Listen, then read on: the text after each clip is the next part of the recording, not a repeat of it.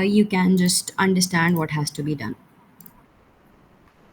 So now after this, any process comes up. So what am I going to do? I'm going to show you how do I load the data or collect data, explore the data.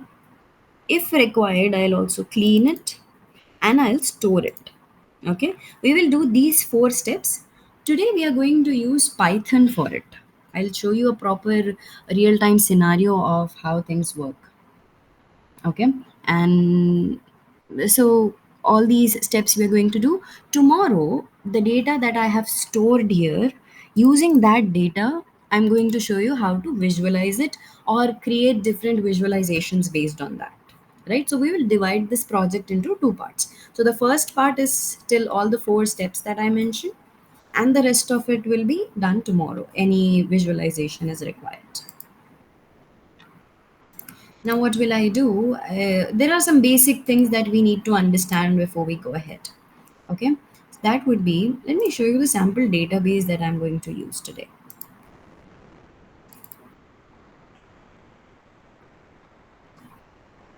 Okay, it's this table.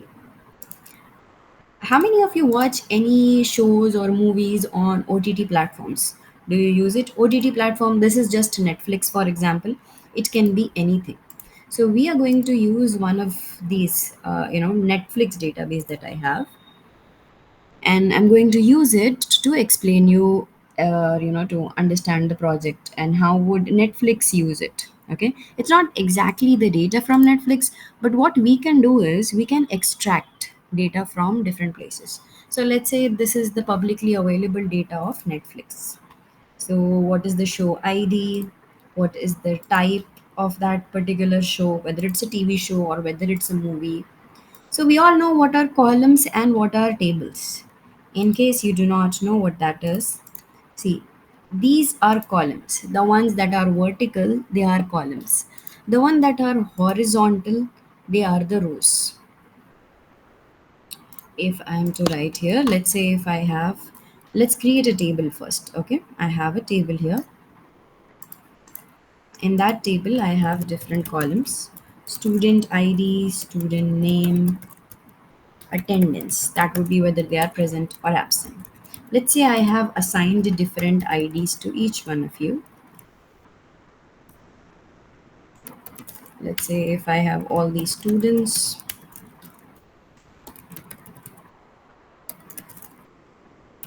and I'll mention whether they are present or absent.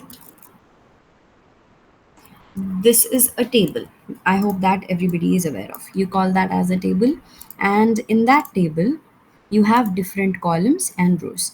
The one which are horizontal, right? The ones which are horizontal are rows. The one which are vertical, those are columns. So some of you might say this is very basic information. I know it. You don't have to explain it to me. But no harm letting everybody know about it, right? So this is a table. It has rows and it has different columns. And this is called as a data frame. A table is called as a data frame in Python terms. Okay. Why am I using Python? Python is an open source language. Open source, it's available for free for you to use. Also, it has basic English keywords as codes. So, for a lot of people who are afraid of writing codes, they do not know how the codes have to be written, they are very afraid of writing the codes. They can use Python because it uses very basic English keywords. You just have to know how to arrange those keywords. Okay. For example, if I want to ask Python to print something,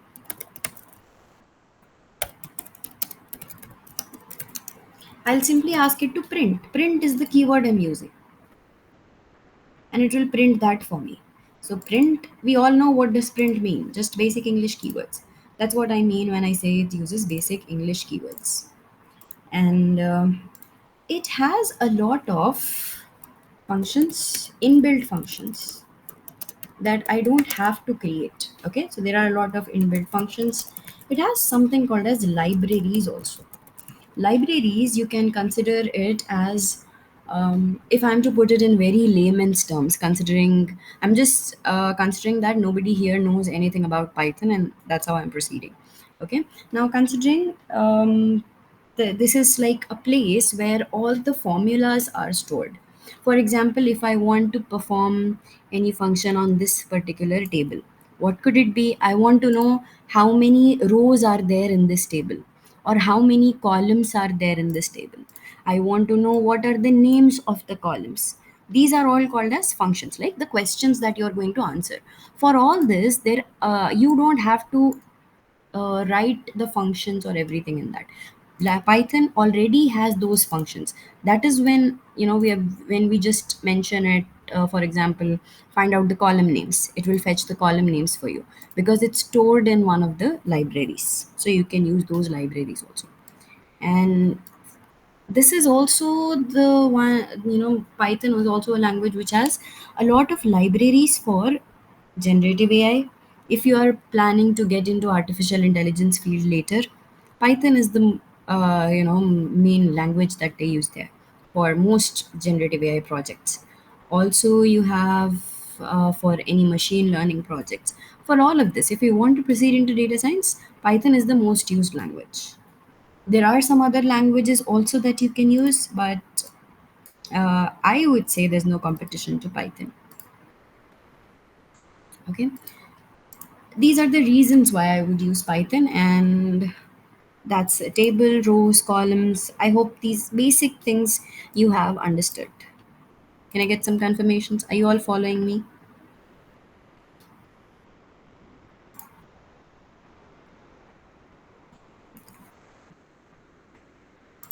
Okay, that's great. Now, one more thing that we have to know is, what am I going to write the codes for Python? For writing any programming language, any codes in any programming language, you need IDE. What is an IDE? It is Integrated Development Environment, a place where you write codes, right? I cannot write Python codes on a text or a notepad or a Word, MS Word, and expect it to give me the output, right? There has to be a place where I write these. So for this, I'm using something called as a Google Colab. You don't have to install it if you may have not used it, but if you if you have a Gmail account, on the tools, Google Apps, where you have this Gmail, Gmeet, all of these, you will find Google Colab also. If you're not able to find it here, just search for Google Colab. So with just a Gmail account, you'll be able to open it and you'll be able to work on it. After I'm done with this, all the codes, I'll share this file with you. I'll also share the Netflix dataset that I'm using. Netflix dataset that I have taken it from somebody's GitHub repository. Okay.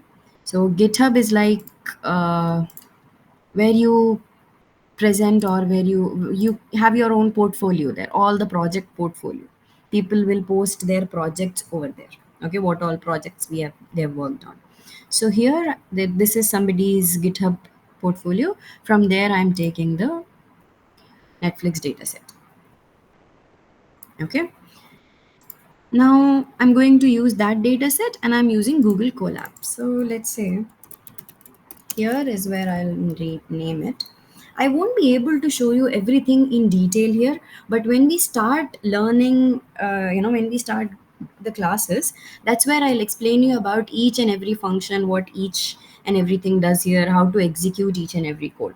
But for now, I'll explain you the scenario, and I'll explain you how am I going to work with the project. For now, I want you to focus on the logic that I'm applying, or the concepts that I'm explaining you. The codes, the IDE, how the environment is looking like, all those things with detail we'll understand when we start our classes. Okay, how are you executing the code? What should I write? Where should I write? What is this? What is this? Code, text, everything will be explained in detail once we start working with it. Okay, but let's get started with a proper problem statement this time. Okay, the problem statement is, this is I have the Netflix database, and you get this different requirements. Let's say you're working as a data analyst. Okay, you get different requirements. Probably you're getting it from the product team in the company, or probably you're getting it from one of the stakeholders. You get different requirements. So I'll give you the problem statement that we can receive. Okay, you receive it through an email, or it is discussed through a meeting or something. So what this is how you would get it. So let's say we are entering new markets and want to understand content trends. That's what we are watching on Netflix. We are watching content, TV shows or movies. That's what we are watching. So this is the problem statement. But what else do you want? What data do they want us to pull? That also they will mention. Let's say if they do not mention that, as data analyst or data scientist, whatever your job role would be, you have to ask questions further. What data do we require for this? Okay, so in that case, they would answer you, pull some data and send us insights. And what all do they require in this? They might ask you for the type of content that people are watching. Maybe they are watching TV shows, maybe they are watching movies, or the genres that people are interested in. Which country, or in which country, what type of content is more relevant or trending, as they call it. Trends over years. Trends over years, as in throughout the time, how many people have started using, since the Netflix usage has started since then, how many users have increased, in what countries are they watching it more, such questions we have to answer.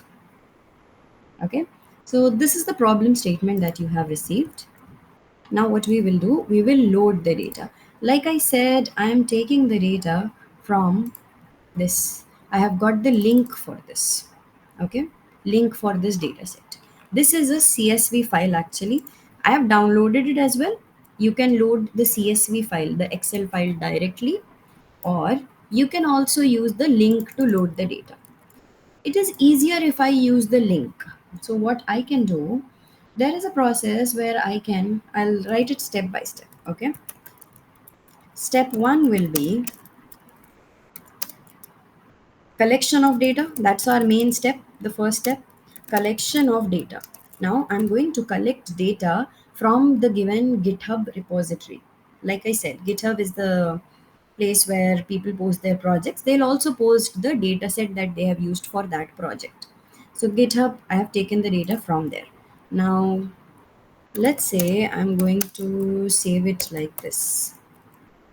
Okay, again, do not focus a lot on the codes and think, oh, what is she doing there, what is that equal to, all those things. Do not get into the depth of the codes, but I'll assure you that reading some keywords, basic English keywords, are what I'll be using here. So reading those, you will be able to understand the steps by yourself as well.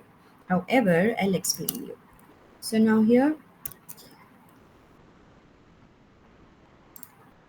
or I do this. Like I said, there are some libraries also that are there. And pandas, there is a library called as pandas. You can probably take it as a homework. What you can do is you can try to find out about pandas. Okay, I'll add the links for each of them in this notebook, and I'll show you how to open it also later. Okay, so pandas is one of the Python libraries which can be used. Okay, and what is it used for? It's used for when I'm working with these tables. I want to know how many rows are there, how many columns are there any missing values in the data, or what type of data do I have in this data set and all that. So in that case, I'll be using pandas. Whenever I want to work with pandas, I'll be using the table, this pandas as the library.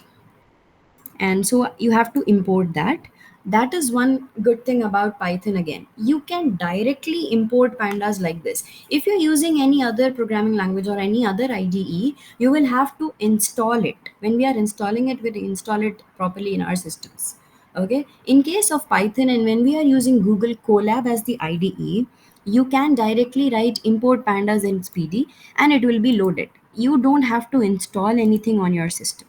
You can directly work on it online. That's one good thing about it. Now I want to read the CSV file.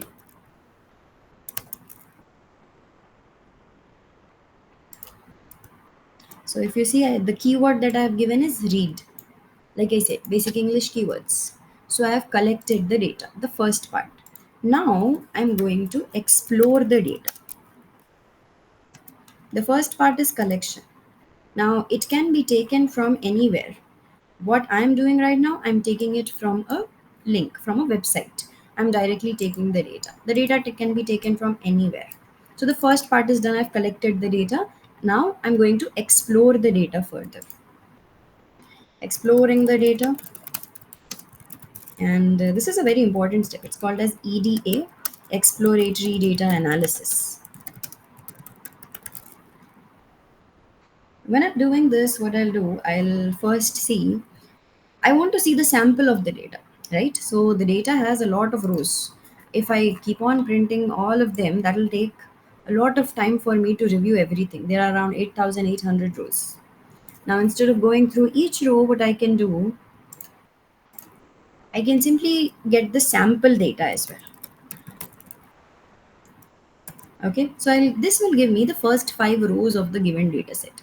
So I can see what are the columns that are there and how the values are given in each column. I can find out using one of the functions that are there in the pandas. This is getting the first few rows. What else can you do? Maybe I want to see what are the names of the columns in this table, right? I want to know the name of the columns. So I can give df.columns. What am I doing now? I am only exploring the table.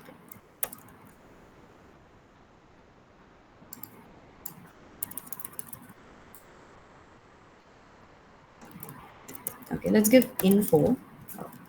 When you give info, also you get the column names. There are several things that will be there in pandas, out of which info is one of the simplest one probably. So if you see here, you're seeing all the column names here.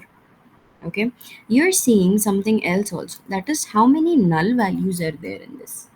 Okay, what are null values? If you remember yesterday, I told you if you don't have the information in this, there are some null values. If you notice in one of these columns, I don't know who is the director of this particular movie.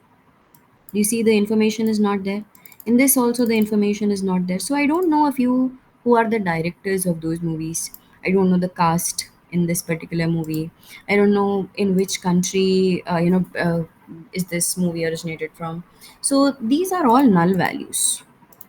That is what it is finding out for us. Missing data or null values. That is what it will find. So if the table has 8,807 rows in total, 8,807 entries, out of which these many are non-null. That means the remaining are null values as well. I have null values in these 3 columns. Rest all, I see the number of entries are there, the number of columns, they are the same. What am I doing here? I'm still exploring the data. Now I want to know, um, okay, the first question that I was given is probably what's the ratio of movies to TV shows? Okay, I see there are a few movies, I see there are a few TV shows. What you can do for this, there is the column called as type in this. Again, do not get confused with the codes because you don't know Python yet, right? You haven't started even with the ABC of Python. Just look at the output and try to understand, okay, how am I answering the question? That's all. Codes with every detail we are going to understand as we go ahead. So from the table, I'm counting. There is something called as value count. You're going to count the number of values in the TV shows and the number of values in the movies.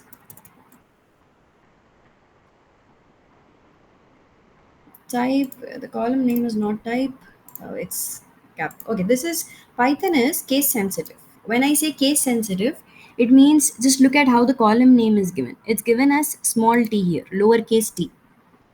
If I look at this also, this is the reason why you should, when you look at the sample data, you should look at it carefully. Do you see it is lowercase t? So you have to write it in lowercase only. What else is missing this time? Normalize. Okay.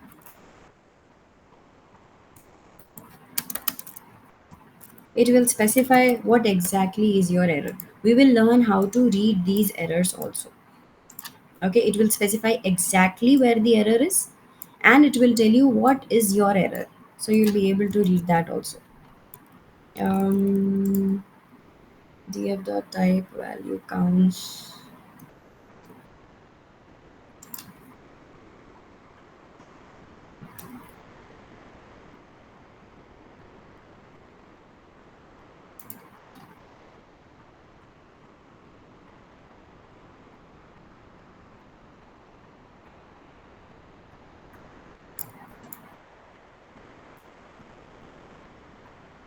Let me write it in some other line probably to execute there.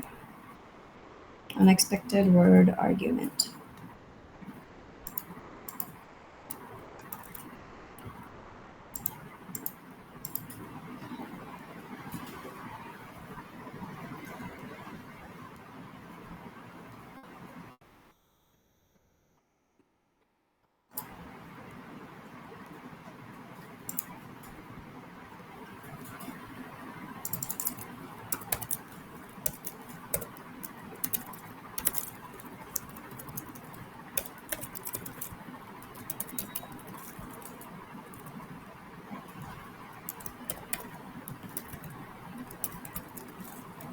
It's normalize. And I was giving it as S, so that was the error. Now multiply it with 100. Okay, so you get how many, what is the ratio? These are the number of movies you have. It's not exactly the number, we are calculating it like a percentage. How many movies, percentage of movies do you have, and how many percentage of TV shows do you have in that given data set. So this is the output that you could print using it. So one of the question is answered now. The question is this: what is the movie to TV shows ratio? Then after this, we'll understand another question. If you have any questions, if you're for anything that I'm doing, towards when I'm done with it, I'll let you know. I mean, I'll ask you to share your questions, and I'll be answering all your questions there. Okay. Now let's understand these. Okay. The next question that I'm going to answer is, which countries produce the most content on Netflix? Because we're planning to expand, right? We are planning to expand the business. As per the problem statement, we are planning to expand or explore new markets. So for that reason, we need to understand which countries produce the most content on Netflix. This is one of the questions you're answering. So for this, I have to use the column. There's a column called as country in this. So I'm using the column country, and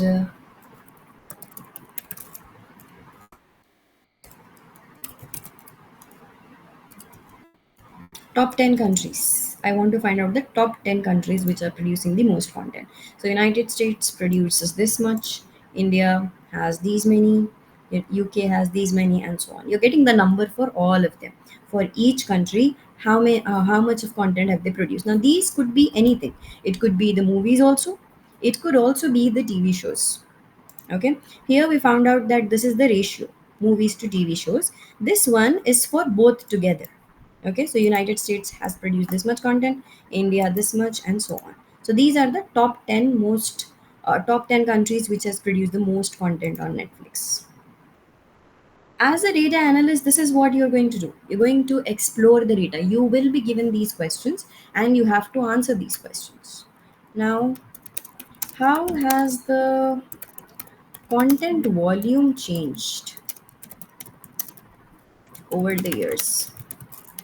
That means, in this table, the release year or date added. If you notice, there is a column called as date added. So when did it start? It has from the starting. Okay, date added, when was the movies added. So you have for all of them, when have the movies been added, the date. Using that date, I want to know in which year were how many movies were added. So for this, we can also create a chart here. In Python also, you can create a few charts and graphs. So let's say I'm using year. Based on the years, I'm going to take it and count. I need to arrange it in probably in a certain order.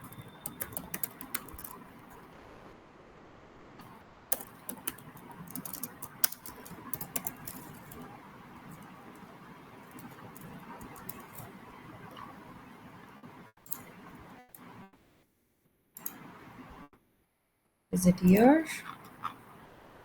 You can explore that also here. It's release year, it's not year. That's why it isn't reading. So I'll probably take that one.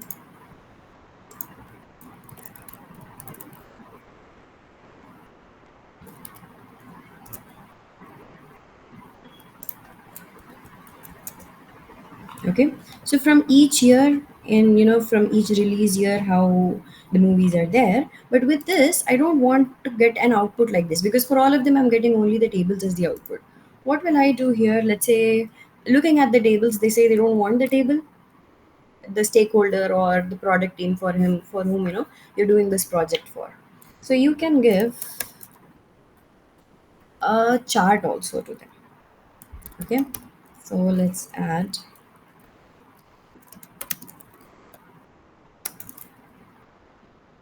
This is how the content has been increasing throughout. The most content is from 2018. Okay, the films released in 2018, and so on. Okay, this is how the chart. So this is a bar graph. This is called as a bar graph. It will show you in each year how much content was produced, and you can see it over here. Okay, you can add more details to it. You can add colors to it. You can add exact values to it. So all those changes also you can make on this. This was one of your questions that you answered.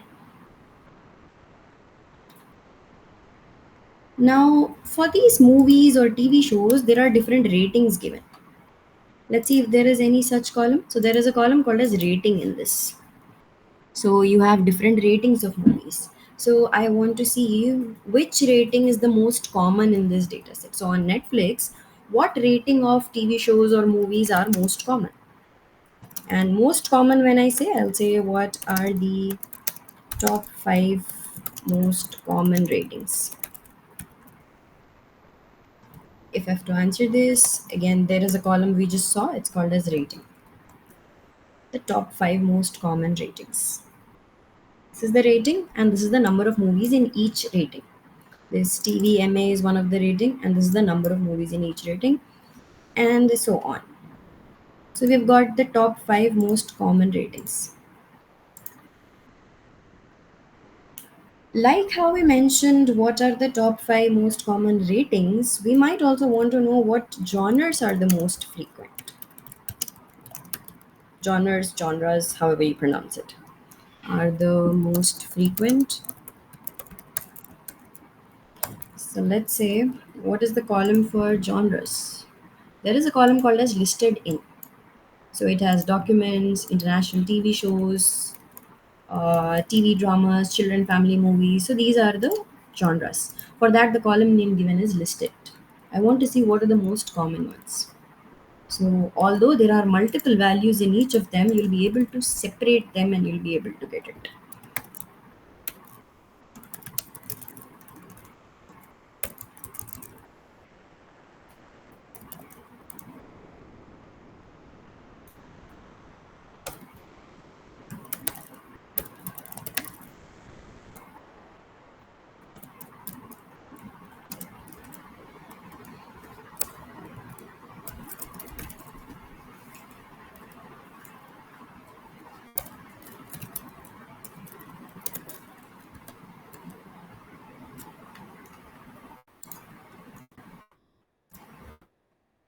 So for each genre. So what did I do here?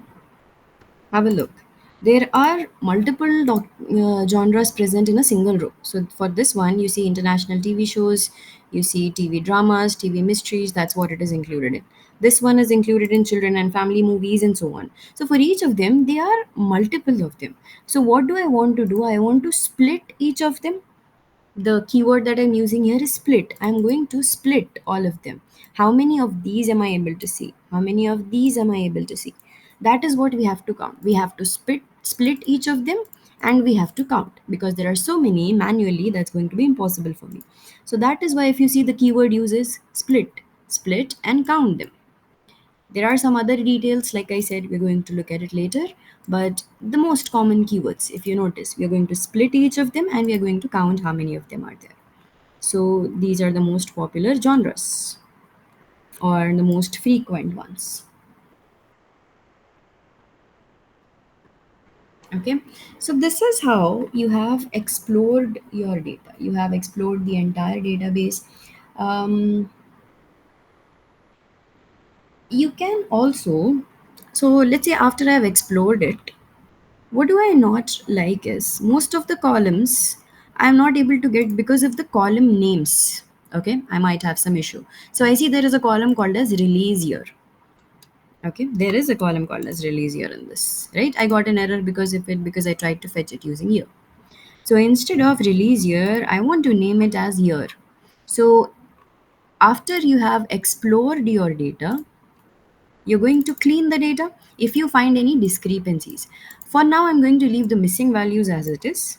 We will be able to do it in the next part of this project also. Okay, so for now, missing values I'm going to leave out, but I'm going to look at renaming the column. After I explore it, I might want to rename any column. So I'm going to rename this column, that is release year, to year. Okay, so I'm going to clean it now. Clean the data can be anything, transforming the data to as you like.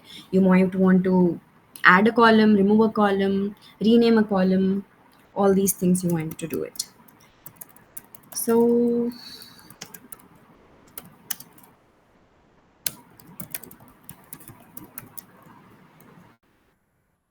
I want to replace one of the column names.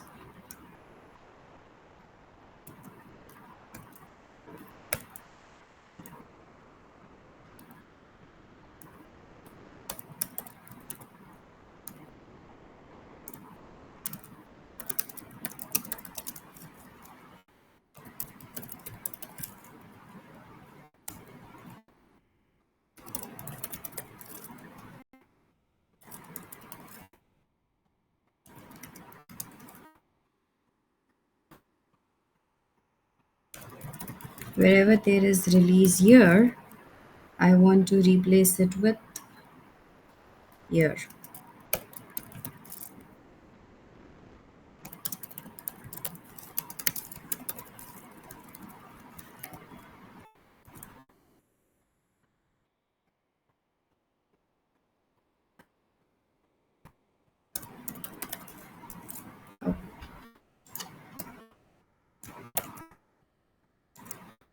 Now let's look at the column name. So wherever there was release year, I changed it to year. So you can again check it by giving the top 5 rows probably. So top 5 rows, when you write, the column name that you see now is year instead of release year. So what did I just do? I cleaned the data or made the change that I wanted to. This is just one step of it. There will be several steps. For example, if there are null values, I might want to remove those null values, or I might want to change multiple column names. I might want to drop one of the columns that is not required. All that comes under cleaning the data. And once I have cleaned the data, I have to store this data at one place, right? I could store it in a database. For example, if I'm using SQL Next, I have to store it in a proper database. Or if I'm going to use Power BI Next after this, I'm going to store it as a table itself, as a Excel file only, or a CSV file only, I can store it. So what I can do here, only I can do that particular step. I'm going to save or store the data after this, after I've cleaned it.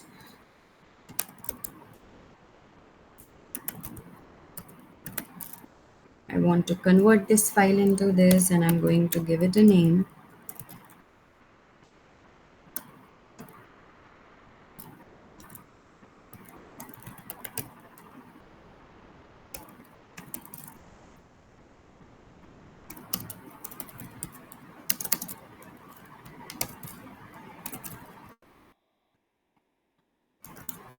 I've saved it. Now I want to download it from this. Okay, it's stored, but what I want to do, I want to download this file. I can execute this. So if you see, this file will now be downloaded. This is the cleaned file now. This was the file which I was showing you in the beginning. And now this is the file which is cleaned. So what did we do? One step we did was we changed the year, release year to year. That's the step that we have done. So let's see if that has happened. So if you look at this, I've changed the column name.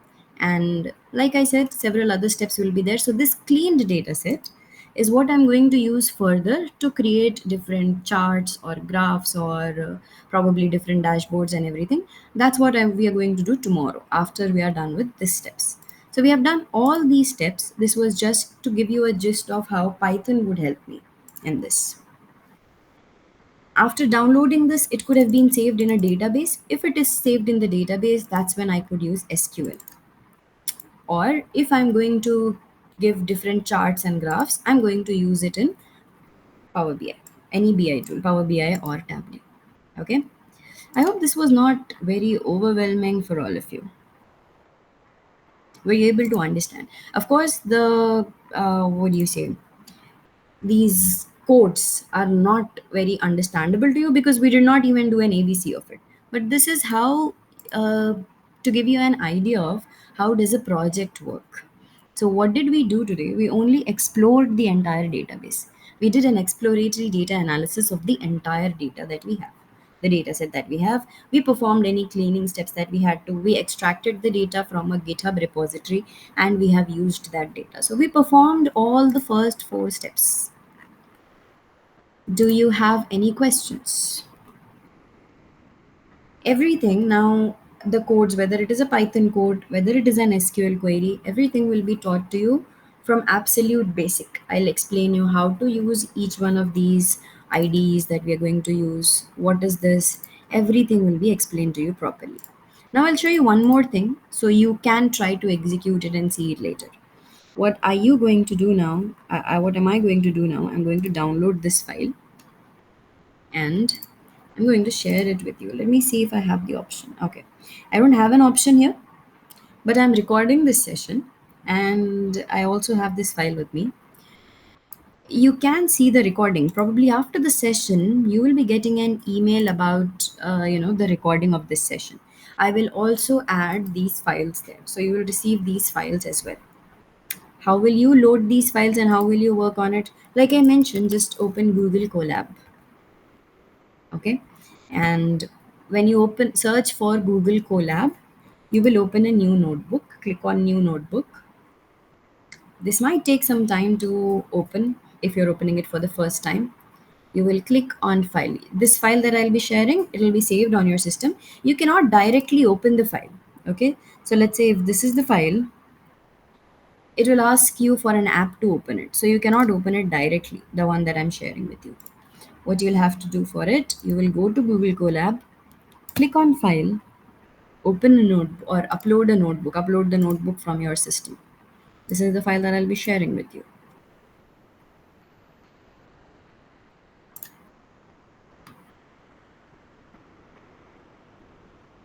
You'll be able to see all the codes I've written. You don't need any data set or anything. You want to see the output. Do you see this option, run all? This we all understand the keyword, run all. I want to execute all the queries. You will click on run all. So all your codes will be executed and you will see the output for all of them. It will take some time when you're executing for the first time ever. Okay. What is the issue? Okay, this is not found. Oh yes, I'll have to give you the different. The one that I'll be sharing with you, it will have the correct link.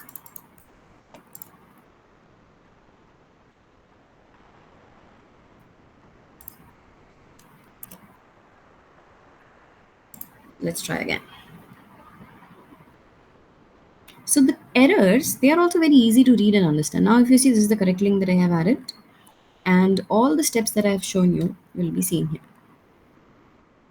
Okay, you'll be able to see each one of them.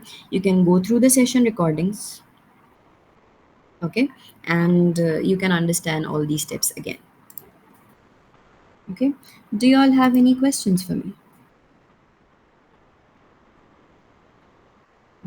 If you don't have any questions, and if you're clear, or if you you need some extra help on these, you have never used any coding language, you can let me know here in the chat. Or else, like I mentioned yesterday, you can also send me a message on WhatsApp and I will reply to you about it. Okay, does anybody have any questions? If you don't have any questions, let me know that as well, that you don't have any questions.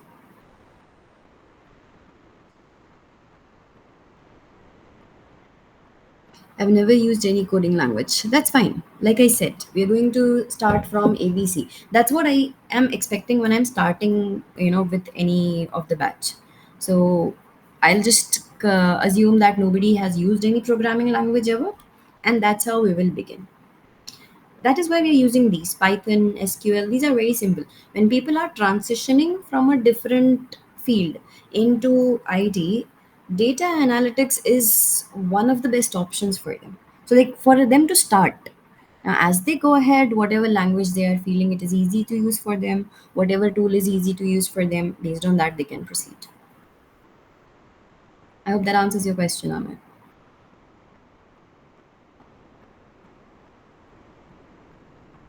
I'm stopping the screen share. Do you have any questions? Does anybody else have any questions? Okay. All right, then. I'll see you all tomorrow for the next part of this project. I'll be sharing these documents with all of you. Okay. All right, then. Thank you. Goodbye.